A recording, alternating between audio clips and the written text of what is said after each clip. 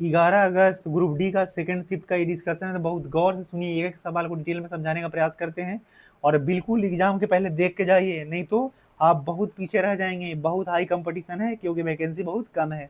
अब बाबू अगर नेक्स्ट यहाँ देखिए, अगर सवाल 1 नंबर से शुरू करते हैं तो क्या कह रहा है कि 100 मीटर के दौड़ में सबसे तेज रेसिंग करने का नया रिकॉर्ड किसने बना दिया है। तो ये पहले ही बताए हैं, ये कई बार 10 बार बता चुके हैं, Gurvinder Singh option number D में है।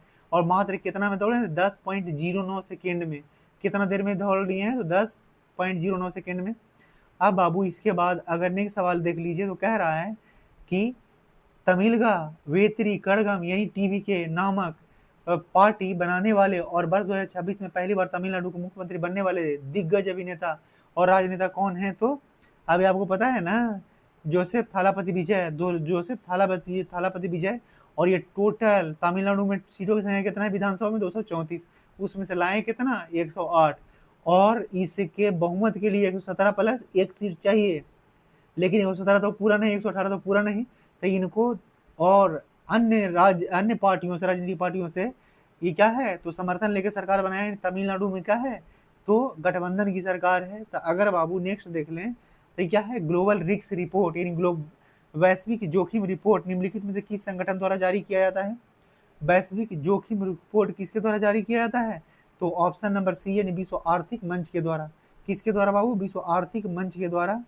तो नेक्स्ट सवाल क्या कह रहा है, ट्रांसपेरेंसी इंटरनेशनल द्वारा जारी नवीनतम भ्रष्टाचार धारणा सूचकांक यानी सीपीआई में भारत कौन से रैंक पे है, तो 91वें रैंक पे है। भारत कैमे नंबर पे, 99वें रैंक पे। लेकिन यहाँ पर ये ध्यान रख लीजिए कि भ्रष्टाचार धारणा सूचकांक सीपीआई जारी कौन करता है, करप्शन परसेप्शन इंडेक्स।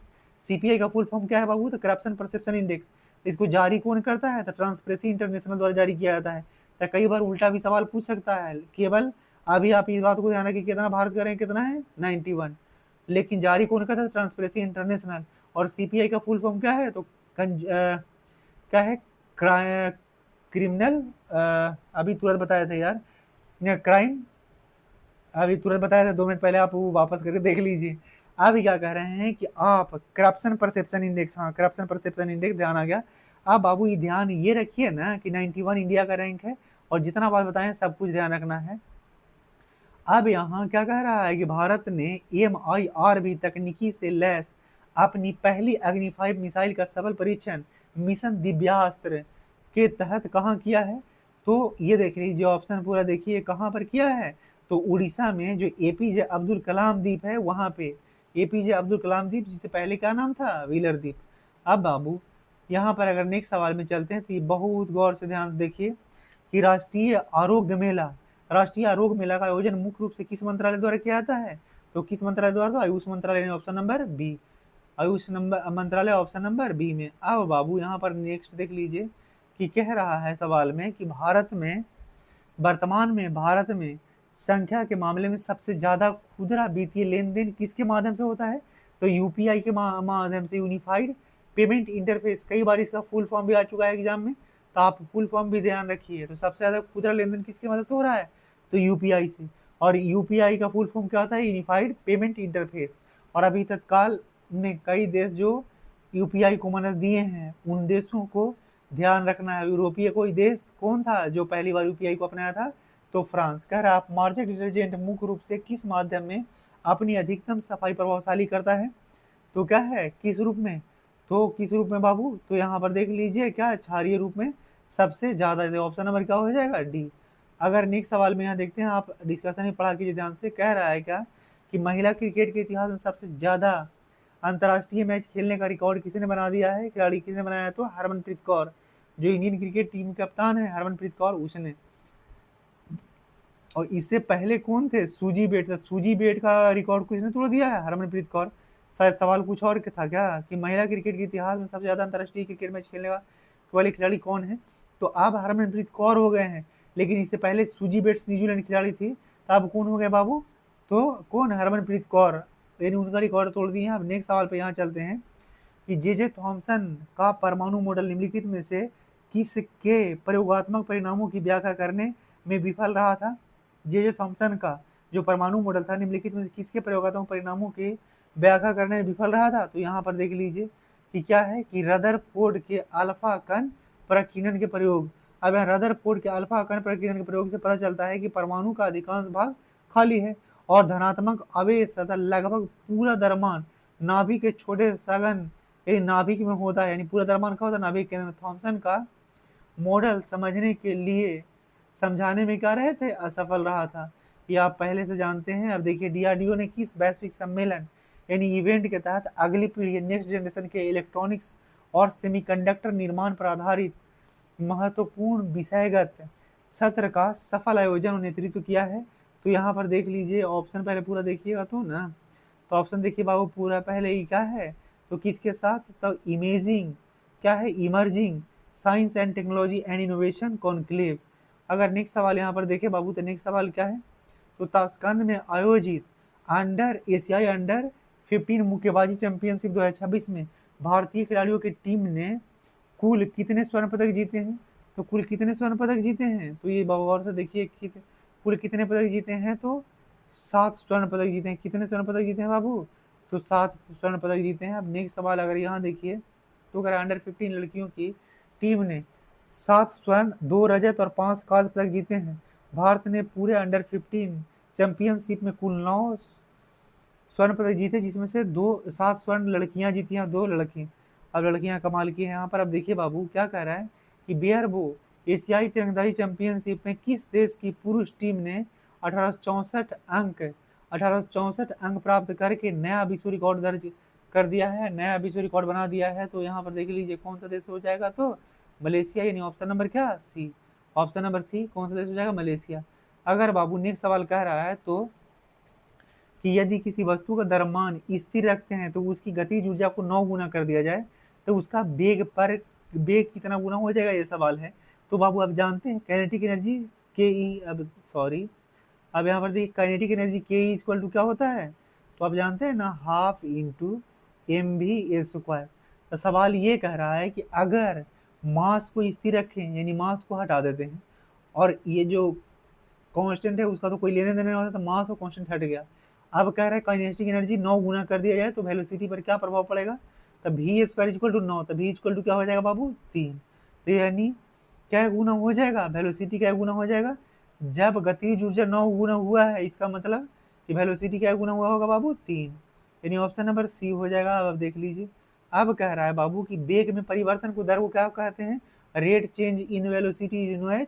तो अगर वेग में परिवर्तन की दर यानी क्या है, वेलोसिटी, वेग में परिवर्तन की दर को क्या कहते हैं, तो एक्सेलरेशन कहते हैं, यानी ए। आप जानते हैं ना कि एक फार्मूला होता है, ए एक्सेलरेशन बराबर क्या होता है, v minus you by T. तो यही तो है कि पहले कुछ और वेग था अब कुछ और है, तो दोनों में परिवर्तन कितना हुआ है और एक निश्चित समय में, उसी को एक्सेलरेशन कहते हैं। तो v minus you by T. हाँ बाबू यहाँ अगर नेक्स्ट सवाल देखें तो कह रहा है कि यदि एक उत्तल लेंस का आवर्धन कितना है 3 और वस्तु की दूरी कितना है 30 सेंटीमीटर, तो लेंस की क्षमता क्या होगा, तो लेंस के पहले उत्तल लेंस है तो उसका उत्तल लेंस की क्षमता हमेशा हमेशा किस में होता है, प्लस में। तो माइनस वाला तो बात क्या हो गया, खत्म। तो माइनस का उत्तल लेंस की क्षमता माइनस में हो ही नहीं सकता। अब बाबू यहाँ नेक्स्ट क्या कह रहा है कि यहाँ पर कह रहा है कि ए में यानी आवर्धन कितना दिया 3 गुना और वस्तु की दूरी कितना दिया था 30 सेंटीमीटर। अगर लेंस उत्तल लेंस है बाबू तो वस्तु हमेशा कहाँ रखा जाता है, लेफ्ट साइड में रखा जाता है। यानी लेफ्ट साइड में जब भी रखा जाता है वस्तु, तो आपको बताए हैं कि यहाँ पर क्या होता है वाई, और ये क्या है वाई डैश एक्सिस, या क्या होता है एक्स, और ये एक्स डैश एक्सिस। तो जब वस्तु इधर एक्स डैश जो होता है क्या होता है माइनस में, तो इधर पूरा नेगेटिव होता है। तो इधर पूरा अगर कहीं पर वस्तु रखा जाएगा तो नेगेटिव, इधर पॉजिटिव होता है। तो यहाँ पर कहीं वस्तु रखा जाएगा या प्रतिबिंब बनेगा तो क्या हो जाएगा पॉजिटिव, और अगर नीचे भी अगर वस्तु का प्रतिबिंब बनता है नीचे की ओर तो क्या होता है नेगेटिव। तो यहाँ पर मैं तो नीचे अगर वस्तु बनेगा धनात्मक तो आवर्धन क्षमता क्या हो जाएगा नेगेटिव। तो यहाँ पर कह रहा है बाबू कि वस्तु की दूरी कितना दिया हुआ है u, वस्तु की दूरी, और v जो होता है वो क्या होता है प्रतिबिंब की दूरी। तो u कितना दिया है -30 सेंटीमीटर होगा, -30 मतलब लगाए हैं क्योंकि लेफ्ट साइड रखा गया है। तो आवर्धन क्षमता m इक्वल टू क्या होता है v और बाई u, यानी प्रतिबिंब कितना बड़ा है उसमें अगर वस्तु को सही से भागा देंगे तब ना पता चलेगा कितना गुना। तो ये बाबू m का वैल्यू दिया है 3 गुना और v तो पता करना है, और u का वैल्यू कितना दिया हुआ है 30, यानी वस्तु की दूरी कितना दिया हुआ है 30।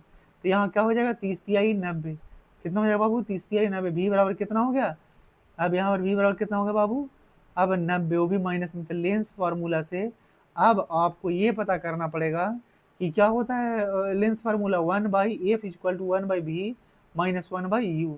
तो बाबू यहाँ पर u पहले से माइनस में है, तो ये 1/v यानी माइनस का है 90, और यहाँ पर माइनस माइनस क्या हो जाएगा प्लस, क्योंकि u ऑलरेडी माइनस में है। तो यहाँ पर u का वैल्यू कितना है दिया हुआ है 30। अब आप जानते हैं इसको सॉल्यूशन कर लीजिए आप खुद ही, क्योंकि हमको करने में टाइम लगेगा और आपके पास उतना टाइम नहीं, इंस्टाग्राम पर भी जाना है। तो बाबू यहाँ से निकल गया, तो फिर निकल गया एफ के वैल्यू निकल गया, जो क्या कि एफ के वैल्यू जो निकल गया, तो जब एफ के वैल्यू निकल जाएगा यहाँ से, तो एफ के वैल्यू अगर निकल जाएगा तो एफ के वैल्यू 45 निकल गया है, तो पी बराबर क्या होता है 1/f। तो 1/f तो एफ रख दीजिएगा, फिर 45 से भागा दीजिएगा, तो इसको सेंटीमीटर में चेंज करने के लिए 100 से गुना कर देंगे, तो ये अब यहाँ 45 से भागा दीजिएगा, तो जो आएगा वो आंसर होगा, सिंपल। अब बाबू अगर नेक्स्ट सवाल यहाँ पर क्या कह रहा है कि नेक्स्ट सवाल यहाँ देखें कि कह रहा है यदि एक ध्वनि की प्रारंभिक आवृत्ति कितना है 200 हर्ट्ज है, एक ध्वनि का प्रारंभिक आवृत्ति कितना 200 हर्ट्ज है, तो निम्नलिखित में से किस आवृत्ति पर ध्वनि का तरत्व यानी पिच अधिकतम होगा, तो ध्वनि का तरत्व यानी पिच अधिकतम होगा तो कहाँ पर, तो ऑप्शन नंबर ए पे। क्या कह रहा है बाबू ऑप्शन नंबर ए।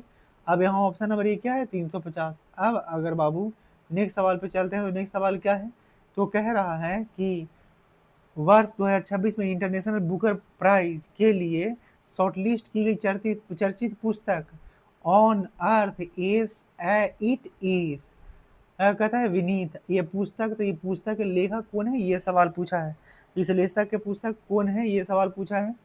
तो आप यहाँ पर ऑप्शन पढ़ लीजिए पूरा, ऑप्शन क्या है, तो एना पौला मैया, एना पौला मैया इसका कौन है पुस्तक के लेखक, एना पौला मैया, जो शॉर्टलिस्ट किया गया था किसके बुकर प्राइज के लिए। अब नेक्स्ट समय में कह रहा बाबू कि रात के समय पहाड़ों के आधार ठंडा होना वायुमंडलीय दाब और हवा के बहाव से संबंधित है, इस घटना को क्या कहा जाता है। तो आप समीर पवन और स्थल समीर और पवन समुद्री समीर जानते हैं ना, तो बाबू अगर ये जानते हैं तो आप जानते हैं कि जब पर्वत से चल के अगर धरती की तरफ आ रहा है तो इसे क्या कहते हैं पर्वतीय समीर कहा जाता है।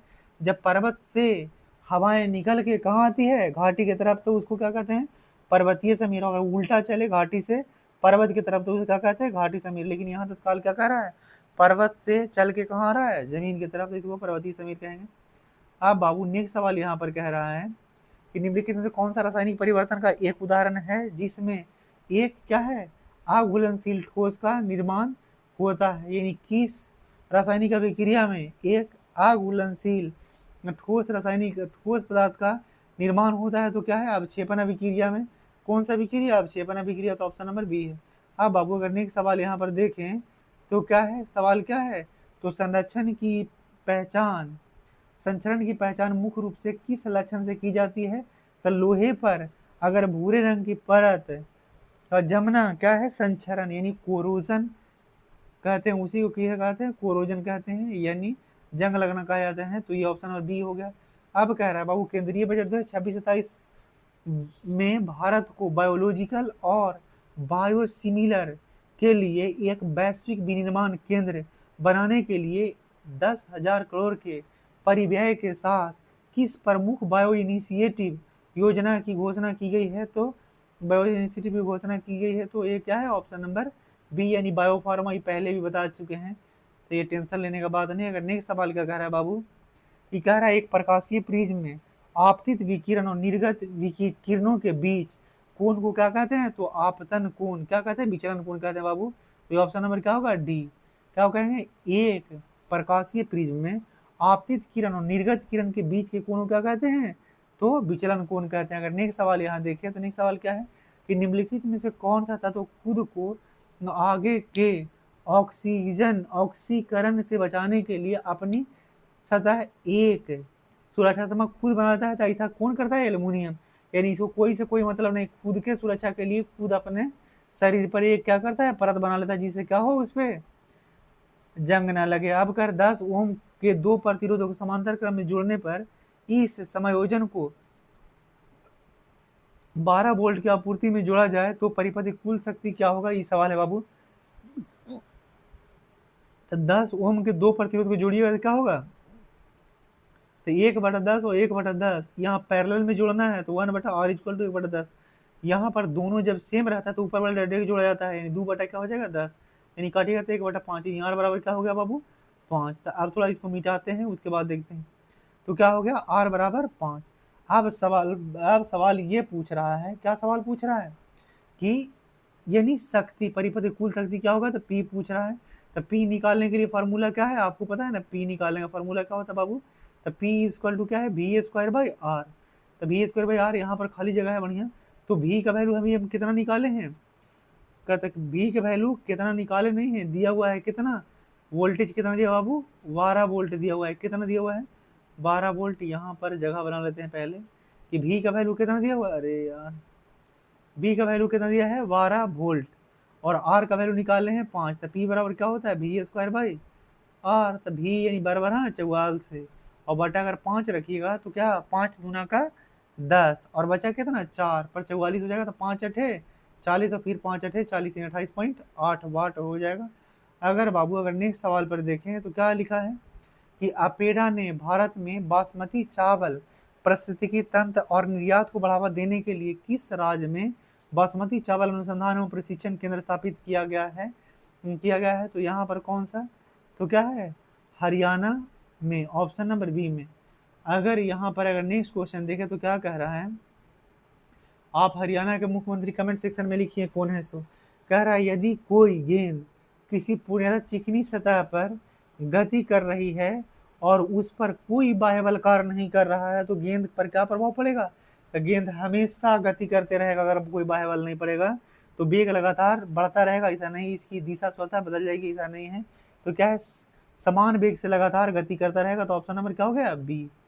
अब कह रहा है बाबू अगर नेक्स्ट सवाल पे चलें तो क्या कह रहा है, किसी विद्युत धारावाहिक सोलेनोइड के भीतर उत्पन्न चुंबकीय क्षेत्र का मान कब बढ़ जाता है।